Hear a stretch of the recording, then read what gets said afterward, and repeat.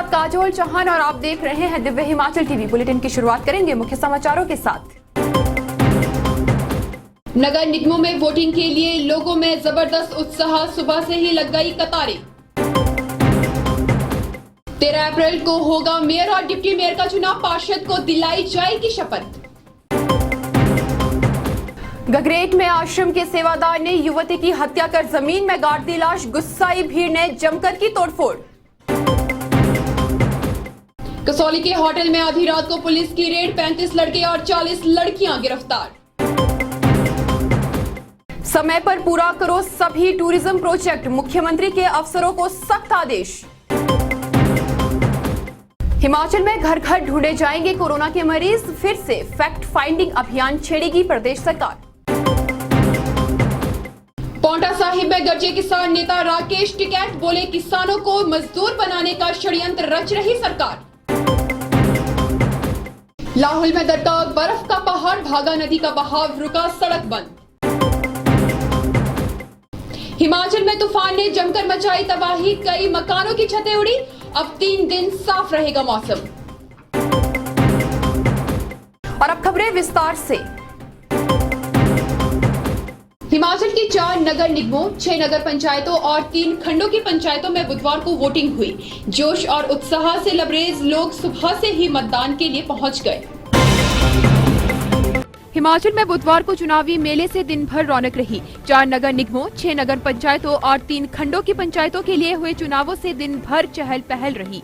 धर्मशाला, पालमपुर, सोलन और मंडी नगर निगमों में मतदान के लिए लोग सुबह 8 बजे से ही जुटने लगे। सामान्य मतदाताओं के लिए 4 बजे तक वोटिंग रही। इसके बाद 5 बजे तक कोविड मरीजों ने मताधिकार का इस्तेमाल किया। वोटिंग को लेकर सुबह से उत्साह रहा। मंडी में सबसे ज्यादा और धर्मशाला में सबसे कम मतदान हुआ। समाचार मिलने तक मंडी में 70, सोलन में 62, धर्मशाला में 63 और पालमपुर में 69% मतदान रिकॉर्ड किया गया।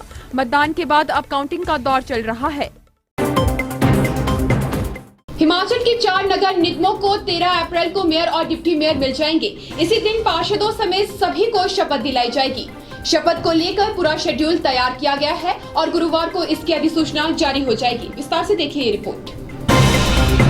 4 नगर निगमों के पार्षद, मेयर और डिप्टी मेयर 13 अप्रैल को शपथ लेंगे। इसके लिए गुरुवार को 5 दिन के नोटिस के साथ शहरी विकास विभाग अधिसूचना जारी कर देगा। 13 अप्रैल को ही मेयर और डिप्टी मेयर का चुनाव भी होगा। इसके लिए नगर निगमों में 3/4 कोरम होना जरूरी है। यदि कोरम पूरा नहीं होता है तो फिर अगले 3 दिनों में चुनाव होगा। बुधवार को 4 नगर निगमों, 6 नगर पंचायतों और 3 खंडों में हुए पंचायत चुनावों की प्रक्रिया मुकम्मल हो गई। रिजल्ट आने के साथ ही यहां लगी आदर्श चुनाव आचार संहिता भी खत्म हो गई।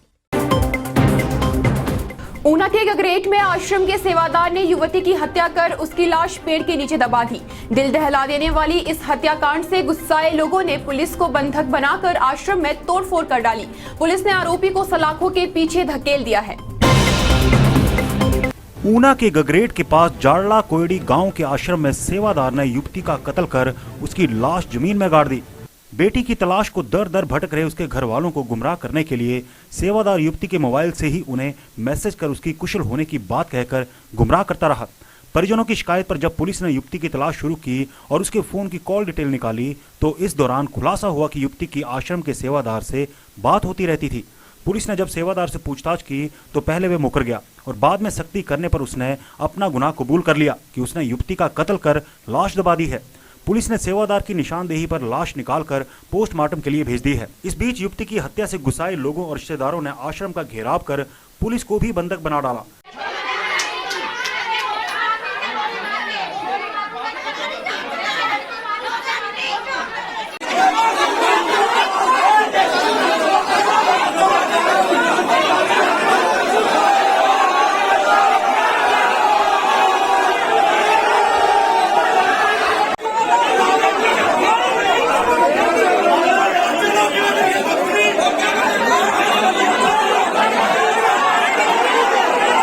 लोगों ने आरोपी को उनके हवाले करने के लिए कमरे की खिड़की भी तोड़ डाली। सेवादार की जान बचाने के लिए पुलिस को कड़ी मशक्कत करनी पड़ी। इसी बीच हुई पत्थरबाजी में एचएचसी और होमगार्ड जवान घायल हो गए। एसपी अरजित सेन ने बताया कि पुलिस ने हत्या का मामला दर्ज कर आरोपी को अरेस्ट कर लिया है। देखिए, आज सुबह हमको इन्फॉर्मेशन मिली थी कि एक लड़की जो हमारे थाना क्षेत्र गगरेट से जिसकी मिसिंग रिपोर्ट डली थी, 22 वर्षीय एक लड़की थी, तो 4 तारीख को उनकी मिसिंग हमारे यहाँ पे मौजूद थी। उनकी जब हमने डिटेल्स और कॉल डिटेल्स और वो सब डिटेल जब ली तो हमको ये पता चला कि जो लड़की मिसिंग है उसकी लोकेशन उसी एरिया में आ रही है जहाँ पे उसके घर के नज़दीक एक आश्रम है। जब हमने वहाँ छानबीन की और फर्दर जो हमने विज़िट किया मौका, उसके बाद हमको ये पता चला कि वहाँ पे जो एक व्यक्ति है, 24 वर्षीय व्यक्ति जो कि यूपी का रहने वाला है और वो वहाँ पे एक आश्रम में रहता है, उसने कन्फेस किया कि उसने उस लड़की की हत्या की है और उसको एक आश्रम के पास ही एक जगह पे दफना दिए गए। सोलन के कसौली में पुलिस ने होटल पर छापा मारकर एक बड़े गिरोह का पर्दाफाश किया है। पुलिस की इस कार्यवाही से हड़कंप मच गया है और चर्चाओं का बाजार गर्म हो गया है। धर्मपुर कसौली सड़क मार्ग पर बने एक निजी होटल पर पुलिस ने छापा मारकर एक बड़े गिरोह को गिरफ्तार कर सलाखों के पीछे धकेल दिया है। गिरोह में बाहरी राज्यों के 35 लड़के और 40 लड़कियां शामिल हैं। पुलिस को आशंका है कि गिरोह के तार जिस्म फरोशी के धंधे से जुड़े हो सकते हैं। बताया जा रहा है कि मंगलवार आधी रात 2 बजे पुलिस को गुप्त सूचना मिली कि होटल में अवैध धंधा चल रहा है। पुलिस ने बिना समय गंवाए छापा मारकर मौके पर मौजूद लड़के और लड़कियों से भारी मात्रा में नकदी, मोबाइल व अन्य सामान जब्त कर लिया। डीएसपी परवाणु योगेश रोल्टा ने खबर की पुष्टि की है। पुलिस की ओर से रेड में हमारे पास कम से कम 30 से 35 जवान जो है हमारी जो टीम में है रेड कर रहे हैं। रात को खुद एसपी साहब भी रेड का मुआयना करने आए थे, इंस्पेक्शन करने आए थे। और ये कितने लोग पाए गए हैं? एग्जैक्टली नंबर अभी हम आपको दे नहीं पाएंगे, बट अभी इसमें 30 से 40 लोग जो है उन पे जो है पूछताछ की जा रही है। और कितनी महिलाएं? हाँ, इसमें 9 महिलाएं हैं जिनको रेस्क्यू किया गया है। सर, रेड के दौरान चिट्टा भी पाया गया है? नहीं, अभी इस तरह का हमें कोई कोई हथियार वगैरह बाकी जो है अभी हम आपको ज्यादा इन्फॉर्मेशन। मुख्यमंत्री जयराम ठाकुर ने सभी पर्यटन परियोजनाओं को समय पर पूरा करने की सख्त हिदायत दी है। बुधवार को शिमला में मुख्यमंत्री पर्यटन विकास बोर्ड की बैठक की अध्यक्षता कर रहे थे। उन्होंने कहा कि परियोजनाओं का काम तेजी के साथ होना चाहिए। हिमाचल की रीढ़ पर्यटन पर प्रदेश सरकार विशेष रूप से फोकस कर रही है। इसी के तहत बुधवार को शिमला में पर्यटन विकास बोर्ड की बैठक में मुख्यमंत्री ने अफसरों को सभी परियोजनाओं के काम में तेजी लाने के सख्त निर्देश दिए। मुख्यमंत्री ने कहा कि मंडी के जंजैहली में पर्यटन केंद्र का काम करीब पूरा हो गया है और इससे यहां पर सैलानियों का फ्लो बढ़ेगा। इस केंद्र में सैलानियों को open air theatre, 3 cottage, convention centre, cafeteria और 12 आधुनिक कमरों की सुविधा मिलेगी। कांगड़ा में 17 करोड़ से कांगड़ा हॉट का निर्माण किया जा रहा है। वहीं सोलन के क्यारी घाट में कन्वेंशन सेंटर और कंडा घाट के पास 44 बीघा भूमि पर कला एवं शिल्प गांव बसाया जा रहा है। शिमला भी जल्द ही सैलानियों को कुछ विशेष सुविधाएं देने जा रहा है। हिमाचल में कोरोना संक्रमण की रफ्तार रोकने के लिए सरकार सतर्क हो गई है। लगातार बढ़ते मामलों के बीच प्रदेश भर में फैक्ट फाइंडिंग अभियान शुरू होने जा रहा है। इसके साथ ही हिम सुरक्षा अभियान भी छेड़ा जाएगा। हिमाचल में कोरोना की बढ़ती रफ्तार को देखते हुए एक बार फिर हिम सुरक्षा अभियान छिड़ेगा। इसके लिए मुख्यमंत्री जयराम ठाकुर ने स्वास्थ्य, आयुर्वेद और सामाजिक न्याय एवं अधिकारिता विभाग को एक संयुक्त टीम बनाने के निर्देश जारी किए हैं। इसके बाद टीम घर घर जाकर लोगों की सेहत जांचेगी। अगर इस दौरान कोई व्यक्ति बीमार मिलता है तो संबंधित अस्पताल से डॉक्टरों की टीम खुद मरीज को लेने के लिए घर पहुंचेगी और टेस्ट करवा कर उसका इलाज किया जाएगा। बता दें कि अप्रैल की शुरुआती दौर में ही कोरोना पूरी तरह से बेकाबू हो गया है। प्रदेश में हर रोज 400 से अधिक संक्रमित मरीज मिल रहे हैं। ऐसे में सरकार अब फिर से फैक्ट फाइंडिंग अभियान चलाने जा रही है ताकि समय रहते एहतियाती कदम उठाए जा सके। पौंटा साहिब के हरिपुर टोहाना में कृषि कानून के विरोध में महापंचायत का आयोजन किया गया। महापंचायत में हिमाचल, हरियाणा, पंजाब और उत्तराखंड समेत कई अन्य किसान नेताओं ने केंद्र सरकार पर निशाना साधकर षड्यंत्र रचने के आरोप जड़े हैं। पेश है ये रिपोर्ट।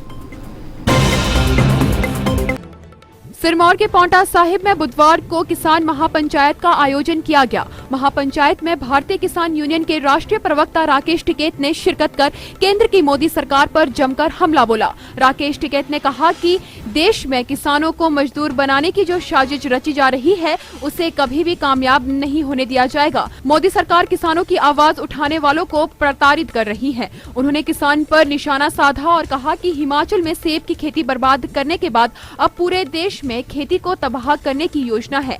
राकेश टिकैत ने कहा कि श्रमिक कानूनों की आड़ में सरकार अब ठेका प्रथा को बढ़ावा देने का षड्यंत्र रच रही है। उन्होंने चेतावनी दी है कि अगर कृषि कानून वापस नहीं लिए तो जमीन का यह आंदोलन जमीर के संघर्ष में बदल जाएगा। बर्फीले रेगिस्तान लाहौल से आई एक खबर ने हिमाचल को डराकर रख दिया। तांदी बिलिंग के बीच टोक टोक चका नाले में हिमस्खलन से भागा नदी का बहाव रुक गया और खतरे के बादल मंडरा गए। लाहौल में हुए जबरदस्त हिमस्खलन से भागा नदी का बहाव अचानक रुक गया। इससे यहां पर लोग सहम गए। 2 घंटे तक पानी रुकने के बाद परिस्थितियां सामान्य होने पर ही लोगों ने राहत की सांस ली। बताया जा रहा है कि तांदी बिलिंग के बीच टोक टोकचा नाले में बर्फ का पहाड़ बैठ गया। इससे यहां पर भागा नदी का सारा बहाव रुक गया और पानी डैम की शक्ल में जमा होने लगा। इसके बाद की सड़क तक बंद हो गई। करीब 2 घंटे बाद बर्फ तेजी से पिघलने के कारण भागा नदी से फिर से पानी बहना शुरू हो गया। इसके बाद केलांग जिस्पा सड़क मार्ग पर भी बरबोग के झुलिंग नाले में बर्फ का पहाड़ दरक गया। जिलाधीश लाहौल स्पीति पंकज राय ने बताया कि 3 दिन से हो रही बर्फबारी के बाद हिमस्खलन का खतरा बढ़ गया है। हिमाचल में तूफान ने जमकर तबाही मचाई है और कई घरों की छतें उड़ गई है। इससे चंद घंटों में ही लाखों का नुकसान हो गया है। प्रदेश में अगले 3 दिन तक मौसम साफ बना रहेगा और 11 व 12 अप्रैल को फिर से बारिश के आसार है। विस्तार से देखिए ये वेदर रिपोर्ट। हिमाचल में मंगलवार रात को आए तूफान ने जमकर तबाही मचाई। बिलासपुर के डंगार चौक में रिहायशी मकान की छत खेतों में जा गिरी। स्वारघाट में मकानों की छतें उड़ गई और पेड़ गिर गए। कांगड़ा के मुल्तान में 4 मकानों की छतें उड़ी। उधर सुजानपुर में दरख्त गिरने से लोग सहम गए। इस बीच पहाड़ों पर हुई बर्फबारी से रातें फिर से ठंडी हो गई हैं। विभाग की माने तो अब 8 से 10 अप्रैल तक प्रदेश भर में मौसम पूरी तरह साफ रहेगा। इसके बाद 11 और 12 अप्रैल को फिर से बारिश होगी। बुधवार को दिन के समय मौसम साफ रहने से हिमाचल का अधिकतम तापमान 1 से 7 डिग्री सेल्सियस तक उछल गया। मौसम विभाग के निदेशक डॉक्टर मनमोहन सिंह ने बताया कि 13 अप्रैल से आसमान फिर से साफ रहेगा। और अब चलते चलते पश्चिम बंगाल में शहीद हुए कुल्लू के जवान का सैन्य सम्मान के साथ अंतिम संस्कार। 3 दिन बाद पहुंची पार्थिव देह।